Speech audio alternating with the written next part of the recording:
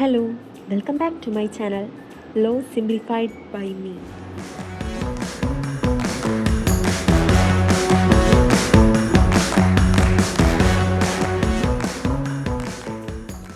എന്താണ് E20 petrol? E20 എന്നത് 20% എത്തനോളും 80% പെട്രോളും ചേർന്ന ഇന്ധനമാണ്. എത്തനോൾ ഒരു ജൈവ ഇന്ധനമാണ്. കരിമ്പ്, ചോളം തുടങ്ങിയ കാർഷിക ഉൽപ്പന്നങ്ങളിൽ നിന്നാണ് എത്തനോൾ നിർമ്മിക്കുന്നത്. ഇന്ത്യൻ സർക്കാർ എത്തനോൾ ബ്ലെൻഡഡ് പെട്രോൾ പ്രോഗ്രാമിൻ്റെ ഭാഗമായി E20 പെട്രോൾ അവതരിപ്പിച്ചു.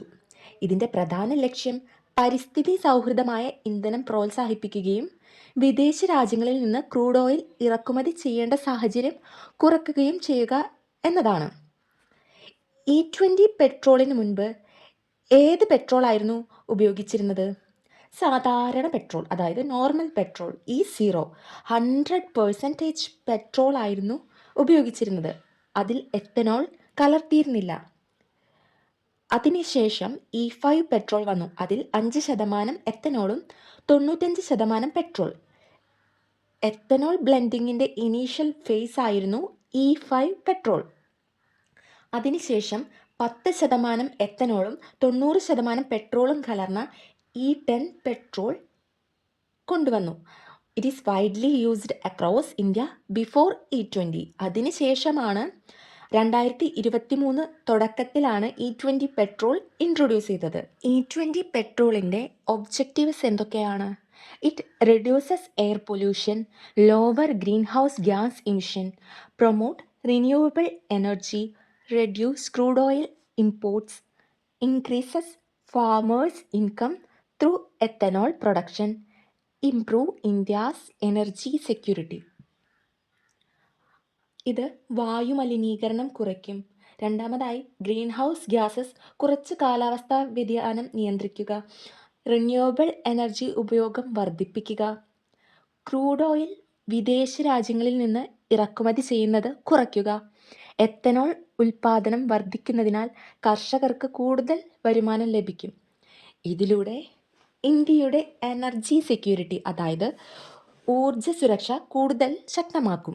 2026 E20 പെട്രോളുമായി ബന്ധപ്പെട്ട് ചില സംഭവ വികാസങ്ങൾ ഉണ്ടായിട്ടുണ്ട്. സുപ്രീം കോടതിയിൽ അഡ്വക്കേറ്റ് നരേന്ദ്രകുമാർ ഗോസ്വാമി ഒരു ഹർജി സമർപ്പിച്ചു.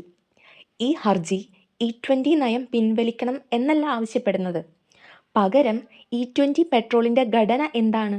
പഴയ വാഹനങ്ങൾക്ക് ഇത് സ്യൂട്ടബിൾ ആണോ? കൺസ്യൂമേഴ്സിന് ആവശ്യമായ വിവരങ്ങൾ ലഭ്യമാക്കണം എന്നുമാണ് ആവശ്യപ്പെട്ടത്. കൂടാതെ യഥാർത്ഥ സാഹചര്യങ്ങളിൽ E20യുടെ പ്രഭാവം പഠിക്കാൻ ഒരു സ്വതന്ത്ര കമ്മിറ്റിയും രൂപീകരിക്കണം എന്നാണ് ഹർജിയിൽ ആവശ്യപ്പെട്ടത്.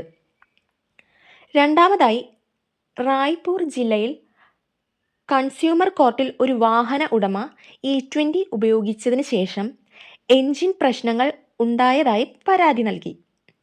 കമ്മീഷൻ വാഹന ഉടമയ്ക്ക് അറ്റകുറ്റപ്പണിക്കുള്ള പൈസയും ചെലവും മാനസിക ബുദ്ധിമുട്ടിനുള്ള നഷ്ടപരിഹാരവും കേസിൻ്റെ ചെലവും അനുവദിച്ചു.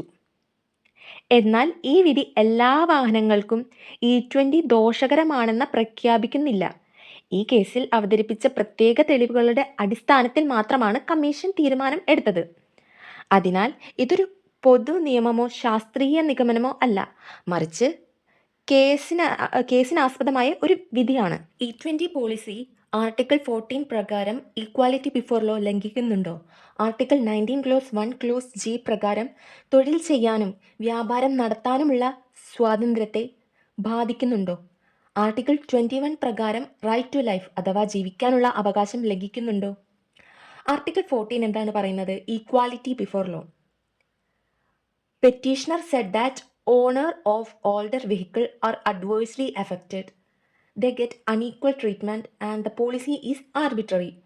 But looking to the government's argument, policy applies uniformly based on scientific studies, legitimate environmental objective. Article 14 എല്ലാ പൗരന്മാർക്കും നിയമത്തിന് മുന്നിൽ തുല്യത ഉറപ്പാക്കുന്നുണ്ട്. ഹർജിക്കാരൻ്റെ വാദം എന്താണ്? പഴയ വാഹനങ്ങളുടെ ഉടമയ്ക്ക് മാത്രമാണ് ഈ നയം കൂടുതലായി ദോഷകരമായി ബാധിക്കുന്നത്. അതിനാൽ ഇത് അണീക്വൽ ആണ്, അതേപോലെ ആർബിട്രറി ആണ് എന്നാണ് പറഞ്ഞത്. എന്നാൽ ഗവൺമെൻറ് പറഞ്ഞത് എന്താ? ഈ പോളിസി എല്ലാവർക്കും ഒരുപോലെ ബാധകമാണ്. ഇത് സയൻറ്റിഫിക്കായിട്ട് പഠിച്ചിട്ടാണ്, അതിൻ്റെ അടിസ്ഥാനത്തിലാണ് രൂപീകരിച്ചിരിക്കുന്നത്. പരിസ്ഥിതി സംരക്ഷണം എന്ന നിയമാനുസൃതമായ സർക്കാർ ലക്ഷ്യം കൈവരിക്കാനാണ് E20 പോളിസി നടപ്പിലാക്കിയതെന്ന് ഗവൺമെൻറ് പറഞ്ഞു. Article 19 clause 1 clause G. Article 19 clause 1 clause G എന്താണ് പറയുന്നത്? Article 19 clause 1 clause G freedom of ട്രേഡിനെ കുറിച്ചാണ് പറയുന്നത്. ഇതിൽ പെറ്റീഷണറിൻ്റെ ആർഗ്യുമെൻറ്റ് എന്തായിരിക്കും? Impact on automobile and transport businesses. ഗവൺമെൻറ്റിൻ്റെ argument reasonable restriction in public interest. Article 19 clause 1 clause G പ്രകാരം ഓരോ സിറ്റിസണും തൊഴിൽ ചെയ്യാനും വ്യാപാരം നടത്താനുമുള്ള സ്വാതന്ത്ര്യമുണ്ട്. എന്നാൽ പെറ്റീഷണർ വാദിച്ചത് E20 പോളിസി പഴയ വാഹനങ്ങളുമായി ബന്ധപ്പെട്ട ബിസിനസ്സിനെയും ഗതാഗത മേഖലയെയും പ്രതികൂലമായി ബാധിക്കും എന്നാണ്. എന്നാൽ ഗവൺമെൻറ് വ്യക്തമാക്കിയത് ഇങ്ങനെയാണ്: ഈ അവകാശം, ഫ്രീഡം ഓഫ് ട്രേഡ് എന്ന് പറയുന്നത് എന്നതിന് റീസണബിൾ റെസ്ട്രിക്ഷൻ ഏർപ്പെടുത്താൻ ഭരണഘടന ഗവൺമെൻറ്റിനെ അനുവദിക്കുന്നുണ്ട്. പരിസ്ഥിതി സംരക്ഷണവും രാജ്യത്തിൻ്റെ ഊർജ്ജ സുരക്ഷയും പബ്ലിക് ഇൻട്രസ്റ്റുമായി ബന്ധപ്പെട്ടതിനാൽ ഈ നിയന്ത്രണം നിയമപരമായി സാധുവാണെന്ന് സർക്കാർ വാദിച്ചു. ആർട്ടിക്കിൾ 21 എന്താണ് പറയുന്നത്? Right to life. ഇതിൽ പെറ്റീഷണറിൻ്റെ ആർഗ്യുമെൻറ്റ് എന്തായിരിക്കും? Risk to incompatible vehicle, safety concerns, economic hardship. ഗവൺമെൻറ്റിൻ്റെ response: cleaner environment protects public health. Right to clean environment forms part of article 21. Article 21 ജീവിക്കാനുള്ള അവകാശം ഉറപ്പു നൽകുന്നതാണ്. പെറ്റീഷണർ പറഞ്ഞത് E20 പെട്രോൾ എല്ലാ വാഹനങ്ങൾക്കും സ്യൂട്ടാവില്ല, അനുയോജ്യമല്ല. ഇത് വാഹനങ്ങൾക്ക് കേടുപാടുകൾ ഉണ്ടാകാനും സുരക്ഷാ പ്രശ്നങ്ങൾ സൃഷ്ടിക്കാനും സാമ്പത്തിക നഷ്ടം വരുത്താനും സാധ്യതയുണ്ടെന്നാണ്. എന്നാൽ ഗവൺമെൻറ്റിൻ്റെ റെസ്പോൺസ് എങ്ങനെയാണ്? ശുദ്ധമായ പരിസ്ഥിതി പൊതുജനാരോഗ്യത്തെ സംരക്ഷിക്കുന്നു. കൂടാതെ ശുദ്ധമായ പരിസ്ഥിതിയിലേക്കുള്ള അവകാശം ആർട്ടിക്കിൾ 21ൻ്റെ ഭാഗമാണ്. അതായത് right to clean environment article 21ൻ്റെ ഭാഗമാണ്. ഇത് സുപ്രീം കോടതി നിരവധി കേസുകളിൽ വ്യക്തമാക്കിയിട്ടുണ്ടെന്നും സർക്കാർ ചൂണ്ടിക്കാട്ടി. ഇതാണ് E20 പോളിസിയുമായി ബന്ധപ്പെട്ടിട്ടുള്ള article 14, article 19 clause 1 clause G, article 21. E20 പോളിസിയുമായി ബന്ധമുള്ള കുറച്ച് ലീഗൽ പ്രിൻസിപ്പിൾസ് ഏതൊക്കെയാണെന്ന് നോക്കാം. Judicial restraint, reasonable restrictions, sustainable development, public interest, environmental protection, policy decision based on expert opinion. Judicial restraint എന്നത് സർക്കാരിൻ്റെ നയപരമായ തീരുമാനങ്ങളിൽ കോടതി അനാവശ്യമായി ഇടപെടില്ല എന്നതാണ്.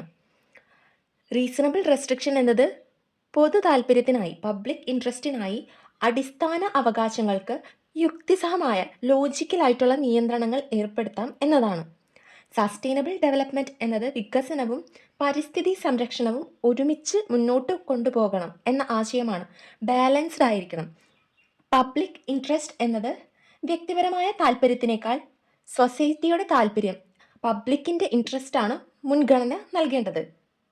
എൻവിറോൺമെൻറ്റൽ പ്രൊട്ടക്ഷൻ ഭരണഘടന നൽകുന്ന അംഗീകാരമാണ്. ഇത് സർക്കാരിൻ്റെ ഉത്തരവാദിത്തമാണ് എൻവിറോൺമെൻറ്റൽ പ്രൊട്ടക്ഷൻ എന്ന് പറയുന്നത്. അവസാനമായി policy decisions based on expert opinion എന്നത് ശാസ്ത്രീയ പഠനങ്ങളും വിദഗ്ധരുടെ അഭിപ്രായങ്ങളും അടിസ്ഥാനമാക്കി സർക്കാർ പോളിസി രൂപീകരിക്കുമ്പോൾ കോടതി സാധാരണയായി അതിൽ ഇടപെടാറില്ല എന്ന പ്രിൻസിപ്പിളാണ് സൂചിപ്പിക്കുന്നത്. E20 പെട്രോളിലെ 20% എന്ന് പറയുന്നത് എത്തനോൾ ആയതുകൊണ്ട് ആ എത്തനോൾ വാട്ടറിനെ അട്രാക്റ്റ് ചെയ്യാനും ഇത് എഞ്ചിനെ നശിപ്പിക്കാനും സാധ്യത കൂടുതലുള്ളത് കൊണ്ട് പഴയ വാഹനങ്ങൾക്ക് സ്യൂട്ടബിൾ അല്ല ഈ E20 പെട്രോൾ. പുതിയതായി ഇറങ്ങുന്ന വാഹനങ്ങൾക്കാണ് ഈ E20 പെട്രോൾ സ്യൂട്ടബിളായി വരുന്നത്. ഒന്നുകൂടെ E20 പെട്രോളിൻ്റെ ചരിത്രം നോക്കുകയാണെങ്കിൽ 2003 ഇന്ത്യൻ സർക്കാർ ethanol blended petrol EBP programme ആരംഭിച്ചു. ആദ്യഘട്ടത്തിൽ E5 അഥവാ 5% എത്തനോൾ ചേർത്ത പെട്രോളാണ് വിതരണം ചെയ്തത്. 2006-2013 ഈ കാലയളവിൽ പദ്ധതി വളരെ സ്ലോ ആയിരുന്നു. കാരണം എത്തനോൾ ഉൽപ്പാദനം വളരെ കുറവായിരുന്നു. വില സംബന്ധിച്ച പ്രശ്നങ്ങൾ അന്നുണ്ടായിരുന്നു. അതേപോലെ ഡിസ്ട്രിബ്യൂഷൻ കുറവായിരുന്നു. 2014 സർക്കാർ എത്തനോൾ വാങ്ങുന്നത് വർദ്ധിപ്പിക്കുകയും ഓയിൽ മാർക്കറ്റിംഗ് കമ്പനീസിനെ കൂടുതൽ എത്തനോൾ ഉപയോഗിക്കാൻ പ്രോത്സാഹിപ്പിക്കുകയും ചെയ്തു. 2018 നാഷണൽ പോളിസി ഓൺ ബയോഫ്യൂൽസ് പ്രഖ്യാപിച്ചു. ഈ പോളിസിയുടെ ലക്ഷ്യങ്ങൾ ബയോഫ്യൂൽസ് പ്രോത്സാഹിപ്പിക്കുക, മലിനീകരണം കുറയ്ക്കുക, കർഷകരുടെ വരുമാനം വർദ്ധിപ്പിക്കുക, എണ്ണ ഇറക്കുമതി കുറയ്ക്കുക ഇതൊക്കെയായിരുന്നു. 2020 നീതി ആയോഗ് ഒരു വിദഗ്ധ സമിതി രൂപീകരിച്ചു. അവർ road map for ethanol blending 2020-25 തയ്യാറാക്കി. ഇതിൽ ഇന്ത്യയിൽ E20 നടപ്പിലാക്കാൻ ശുപാർശ ചെയ്തു. 2023 ഫെബ്രുവരി 6 ഇന്ത്യ എനർജി വീക്കിൽ പ്രധാനമന്ത്രി നരേന്ദ്രമോദി E20 പെട്രോളിൻ്റെ രാജ്യവ്യാപക വിതരണത്തിന് ഔദ്യോഗികമായി തുടക്കം കുറിച്ചു. 2025-26 E20 രാജ്യത്തെ മിക്ക പെട്രോൾ പമ്പുകളിലും ലഭ്യമായി തുടങ്ങി. E20 പോളിസിയുടെ ലക്ഷ്യങ്ങൾ എന്താണെന്ന് നമ്മൾ നോക്കി. വായുമലിനീകരണം കുറയ്ക്കുക, ഗ്രീൻ ഹൗസ് ഗ്യാസസ് കുറയ്ക്കുക, വിദേശ രാജ്യങ്ങളിൽ നിന്നും എണ്ണ ഇറക്കുമതി കുറയ്ക്കുക, 4ാമതായി കർഷകർക്ക് കൂടുതൽ വരുമാനം ഉറപ്പാക്കുക, റിന്യൂവബിൾ എനർജി പ്രോത്സാഹിപ്പിക്കുക, ഇന്ത്യയുടെ എനർജി സെക്യൂരിറ്റി ശക്തമാക്കുക. ഇതിൻ്റെ അഡ്വാൻറ്റേജസ് എന്തൊക്കെയാണ്? സാധാരണ പെട്രോളിനേക്കാൾ E20 പൊല്യൂഷൻ കുറവാണ്. ലെസ് കാർബൺ എമിഷനാണ് ഉള്ളത്. വീണ്ടും ഉൽപ്പാദിപ്പിക്കാൻ കഴിയുന്ന ഇന്ധനമാണ് E20. വിദേശ രാജ്യങ്ങളിൽ നിന്ന് വാങ്ങേണ്ട എണ്ണയുടെ അളവ് കുറയുന്നു. ഫാമേഴ്സിന് ബെനഫിറ്റ് കിട്ടുകയാണ്. കരിമ്പ്, ചോളം തുടങ്ങിയ വിളകൾക്ക് കൂടുതൽ ആവശ്യകത വരുന്നതിനാൽ കർഷകർക്ക് കൂടുതൽ വരുമാനം ലഭിക്കുന്നു. വിദേശ എണ്ണയെ ആശ്രയിക്കുന്നത് കുറയുന്നതിനാൽ രാജ്യത്തിൻ്റെ ഊർജ്ജ സുരക്ഷ, എനർജി സെക്യൂരിറ്റി മെച്ചപ്പെടുന്നു. ഗ്രാമപ്രദേശങ്ങളിൽ എത്തനോൾ വ്യവസായം വളരുകയും തൊഴിലവസരങ്ങൾ വർദ്ധിക്കുകയും ചെയ്യും. E20യുടെ ദോഷങ്ങൾ എന്തൊക്കെയാണ്? പഴയ വാഹനങ്ങളിൽ ചില റബ്ബർ ഭാഗങ്ങൾക്കും ഫ്യൂവൽ സിസ്റ്റത്തിനുമുള്ള പ്രശ്നങ്ങൾ ഉണ്ടാകാമെന്ന ആശങ്ക ചിലർ ഉന്നയിക്കുന്നുണ്ട്. അതുപോലെ മൈലേജിനും പ്രശ്നം വരാം. എത്തനോളിൻ്റെ ഊർജ്ജമൂല്യം പെട്രോളിനേക്കാൾ കുറവായതിനാൽ ചില വാഹനങ്ങളിൽ മൈലേജ് നേരിയ തോതിൽ കുറയാം. എത്തനോൾ വെള്ളത്തിനെ അബ്സോർബ് ചെയ്യുന്ന സ്വഭാവമുള്ളതിനാൽ ദീർഘകാല സംഭരണത്തിൽ ശ്രദ്ധ ആവശ്യമാണ്. ഭക്ഷ്യവിളകൾ ഇന്ധന നിർമ്മാണത്തിന് ഉപയോഗിക്കുന്നത് ഭക്ഷ്യസുരക്ഷയെ ബാധിക്കുമെന്ന വിമർശനവുമുണ്ട്. കരിമ്പ് പോലുള്ള വിളകൾക്ക് ധാരാളം വെള്ളം ആവശ്യമാണ്. ചില പഴയ വാഹനങ്ങൾക്ക് കൂടുതൽ അറ്റകുറ്റപ്പണി ആവശ്യമായി വരാൻ സാധ്യതയുണ്ട്. ഇനി പരിസ്ഥിതിക്ക് എന്തൊക്കെ ഗുണങ്ങളുണ്ട്? കാർബൺ മോണോക്സൈഡ് കുറയ്ക്കുന്നു, ഹൈഡ്രോ കാർബൺ എമിഷൻ കുറയ്ക്കുന്നു, എയർ പൊല്യൂഷൻ കുറയ്ക്കുന്നു, ക്ലീനർ കമ്പഷൻ ഉണ്ടാകുന്നു. ഇനി പുതിയ വാഹനങ്ങളിൽ ഭൂരിഭാഗവും E20 പെട്രോളാണ് ഉപയോഗിക്കുന്നത്. E20 ഉപയോഗിക്കാൻ അനുയോജ്യമായ രീതിയിലാണ് പുതിയ വാഹനങ്ങൾ നിർമ്മിക്കുന്നത്. എന്നാൽ പഴയ വാഹനങ്ങളുടെ കാര്യത്തിൽ നിർമ്മാതാവിൻ്റെ നിർദ്ദേശങ്ങൾ പാലിക്കേണ്ടത് പ്രധാനമാണ്. E20 പെട്രോൾ റിലേറ്റ് ചെയ്ത് വരുന്ന article 14, article 19 clause 1 clause G, article 21 consumer protection act 2019 ഇതും വരും.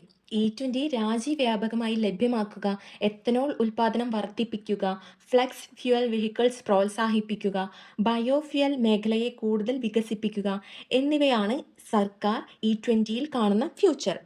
ചുരുക്കി പറഞ്ഞാൽ E20 പെട്രോൾ ഇന്ത്യയുടെ ഊർജ്ജ സംരക്ഷണം വർദ്ധിപ്പിക്കാനും മലിനീകരണം കുറയ്ക്കാനും കർഷകരെ പിന്തുണയ്ക്കാനും ലക്ഷ്യമിടുന്ന ഒരു പ്രധാന പോളിസിയാണ്, ഗവൺമെൻറ്റൽ പോളിസിയാണ്. അതേസമയം പഴയ വാഹനങ്ങളുടെ അനുയോജ്യത, ഉപഭോക്തൃ വിവരാവകാശം, ഭക്ഷ്യവിളകളുടെ ഉപയോഗം, ജല ഉപയോഗം തുടങ്ങിയ വിഷയത്തിൽ നിയമപരവും സാങ്കേതികവുമായ ചർച്ചകൾ ഇപ്പോഴും നടക്കുന്നുണ്ട്. അതിനാൽ പരിസ്ഥിതി സംരക്ഷണവും കൺസ്യൂമേഴ്സിൻ്റെ അവകാശവും തമ്മിൽ ഒരു ബാലൻസ്ഡ് ആയിട്ടാണ് ഈ E20 പോളിസി നടത്തേണ്ടത്.